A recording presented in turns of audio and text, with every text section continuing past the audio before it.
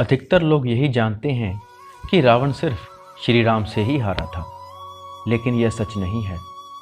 रावण श्री राम के अलावा शिवजी, राजा बलि, बाली और सहस्त्रबाहु से भी पराजित हो चुका है। आज की वीडियो में हम बताएंगे कि रावण इन सब से किस प्रकार पराजित हुआ। एक बार रावण बाली से युद्ध करने के लिए पहुंच गया। बाली उस समय पूजा कर रहा था। रावण बार बार बाली को ललकार रहा था, जिससे बाली की पूजा में बाधा उत्पन्न हो रही थी। जब रावण नहीं माना तो बाली ने उसे अपनी बाजू में दबाकर चारों समुद्रों की परिक्रमा की थी। बाली बहुत शक्तिशाली था और इतनी तेज गति से चलता था कि रोज सुबह सुबह ही चारों समुद्रों की परिक्रमा कर लेता था। इस प्रकार परिक्रमा करने के बाद सूर्य को अर्घ अर्पित करता था।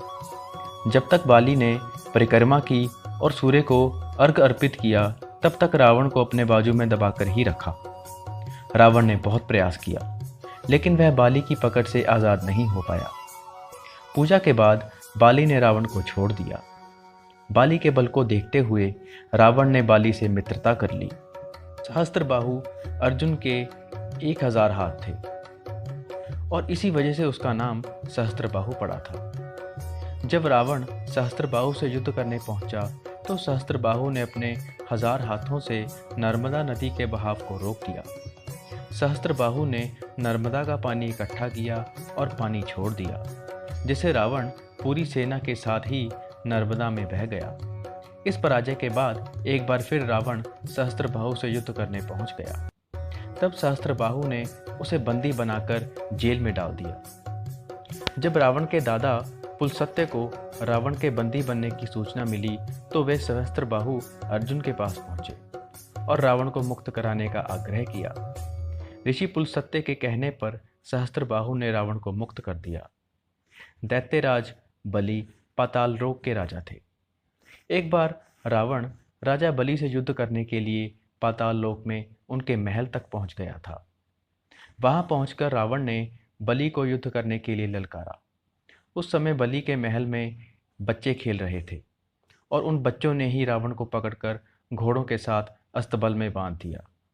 इस प्रकार राजा बलि के महल में रावण की हार हुई। रावण बहुत शक्तिशाली था और उसे अपनी शक्ति पर बहुत घमंड भी था। रावण इस घमंड के नशे में शिवजी को हराने के लिए कैलाश पर्वत पर पहुंच गया।